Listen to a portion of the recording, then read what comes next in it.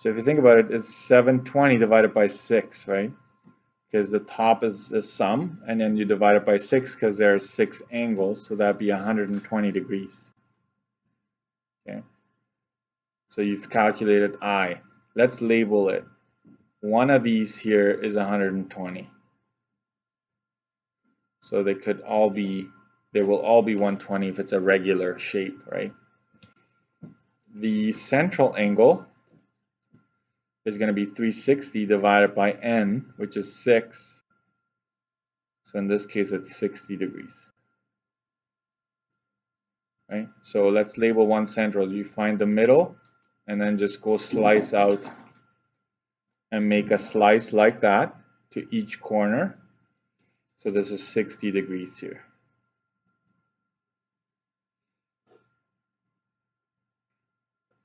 Okay, so you've got central labeled. Then we're going to do the exterior, which is the exact same thing.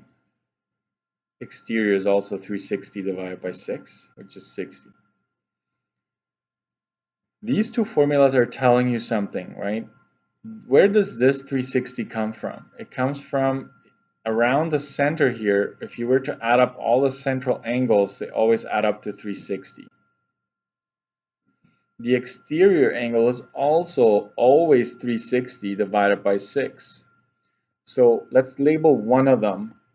Go to any corner you pick. If you want this corner, just extend one of the sides. So I'm going to extend this side like that. And then it is between the extension and the other side that it meets up here. So this is 60 up here as well. So every single exterior angle around this shape, if you were to add it up, would always add up to 360 degrees. That's what this is also saying. So you can always just say, well, what about if it's a 20-sided polygon, Mr. Dirksen? Is it still 360? It's always 360, no matter how many sides it has. What about the central angle, Mr. Dirksen? If it has 50 sides, is it still always going to add up to 360 around the center? Yes. What happens is that these slivers become smaller, so the 360 is just spread out over more central angles, right? And now the hardest one, perhaps, is the diagonals. Look at the formula up there. I'm going to just scroll down a little bit, and we're going to go by this formula. So you plug in the number of sides every time. So it's 6 times 6 minus 3 divided by 2. This can never be a decimal. If you get a decimal, you made a mistake. I'm going to just go 6 times 3 divided by 2, which is, this would be 18 divided by 2, which is 9. So technically, you could draw 9 diagonals across the shape to make it look like this, right? It would just have more, but you can make 9. I would not recommend you drawing them because it would take too long, okay? You need to, however, be able to label. So this would be the central angle. This would be the interior angle. This would be the exterior angle. Those are the only 3 that you can label inside the polygon that you're working with. The sum and the diagonals, that'd just be too crazy if the sum you couldn't label anyways. That's just a property. And this is the number of diagonals. Okay. So now do the same thing, because you need to be able to do that. Do the same thing with C and D right now, and then we'll continue. I'll have some closing comments after that.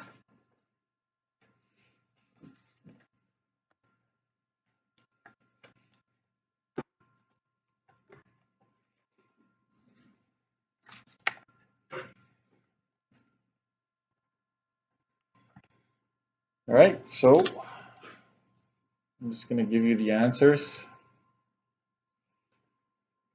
So for this one, if you start counting, right, n is equal to 9 here. So that would be a nonagon, right? So if they told you nonagon, you know n is equal to 9. If he gave you this, you just count n is equal to 9. So to get the interior angle, it's 9 minus 2 times 180 divided by 9. Careful not to do this in one shot, right? So that'd be 7 times 180 divided by 9. I always do the top, then hit equal, divide by 9. So that's 140 degrees. So you go inside here, grab an interior angle and label it 140 and put an I next to it. Okay. If you find the central angle, that's 360 divided by 9. By the way, you can get decimals for all the other ones, but not for the diagonals. Just keep that in mind. So this would be 40 degrees. So you go to the center and then make a slice, right, going to the other corners. So this is 40. That's your central. And then exterior would be the same thing. We still show the work. And that's 40 degrees. How do you label it? That's the most confusing one for students, right? You go to any corner around here. Let's say this one. Extend one of the sides, but only one of them. So I'm going to go up along this one and extend it. And there's the 40. And I'm going to tell you something here. This is the exterior. What do we know about this one? What is this one called? This is called the interior, which we know all around is always 140. I would like you to do this because this is part of our notes, right? So these two are supplementary. What does that mean? Add up to 180. Always. This is going to be very helpful to us later on. So I'm actually going to say that E plus I is always equal to 180. Okay. E exterior plus interior of this polygon or any polygon will always add up to 180, right? Because they're always next to each other. Okay. This one over here, this is n is equal to 10. This is called a decagon. Okay. So interior angle would be 10 minus 2 times 180 divided by 10. And this would be 144. The exterior angle would be, well, central first, sorry. Central would be 360 divided by 10, which is 36. And you can already tell that these two will add up to 180, which because it's the same as the exterior, right? So there are your three angles. Oh, I forgot to do the diagonals. Sorry, diagonal would be, I always have to look this one up myself to make sure I don't mess up. It's n minus 3, right? N, which is 9 in this case, times 9 minus 3 divided by 2. That is, this here gives you 6, so 9 times 6 divided by 2, which is 27. 27 diagonals can be drawn within this shape, okay? And so we'll do the diagonal here too, and that'd be 10 times 10 minus 3 divided by 2. And that ends up being 35 diagonals. Okay. Let's label this. An interior, you go to any interior and you label it 144. That's the interior angle.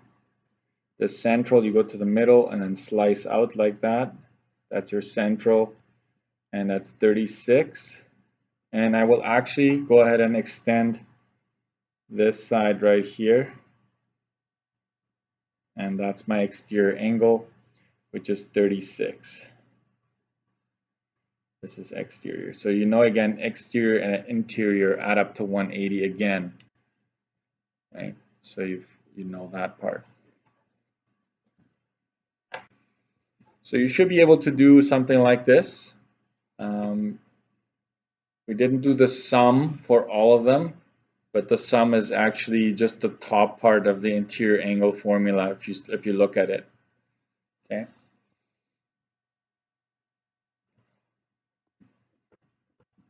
Oh, is D always supposed to be -3 or minus half of the other number? It's always -3. Yes, the formula. It's a good question. I'm going to go back up here. The formula calls for always -3. Okay, Jordan, sorry, I read it a little late, but this is your formula and you stick with it. The key here is to figure out this and then multiply these two, and last thing you do is divide by 2. All right. Okay, let's do the back side. We're not going to do the whole thing. Sometimes I do, sometimes I don't. So properties of polygons continued. Regular polygons means that sides are congruent and angles are congruent. Congruent means same, right? Or equal. Okay. So we're not going to do the area. So scratch the area. We're just going to find the perimeter of the following regular pentagon. And you need to know that you need to fill in some information because you don't have enough. So what I'm going to show you is that this stretch from the center to one of these is 15 inches, like that. And by just looking at this is a regular pentagon, we know that the distance from the center to any vertex is going to be the same. So how are we going to find the perimeter? This is what we're going to do. Okay. This is 15 and 15. And we know that we can find this central angle, right? This angle can be found using one of the formulas we just did.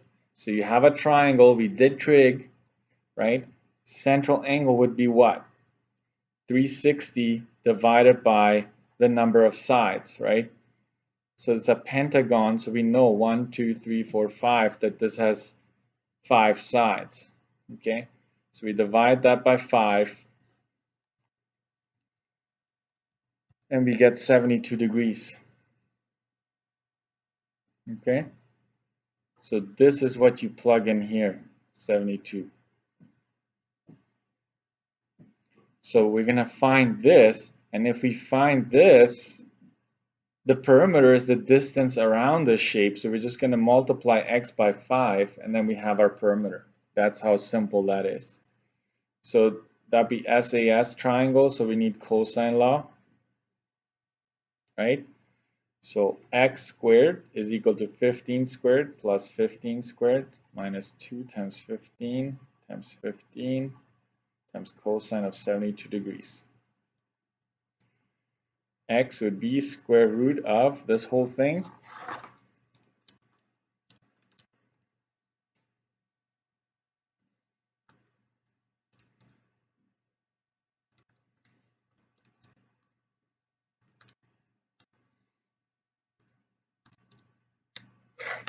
That's 310.942, and it keeps going. Square root of that is 17.63. And we are in inches. So I'm going to underline that. Technically, okay, hold on. 6356. 6356 inches. Not done yet. This is not, okay, not done yet, so we use more decimals. So the perimeter would be 5 sides times 17.6356.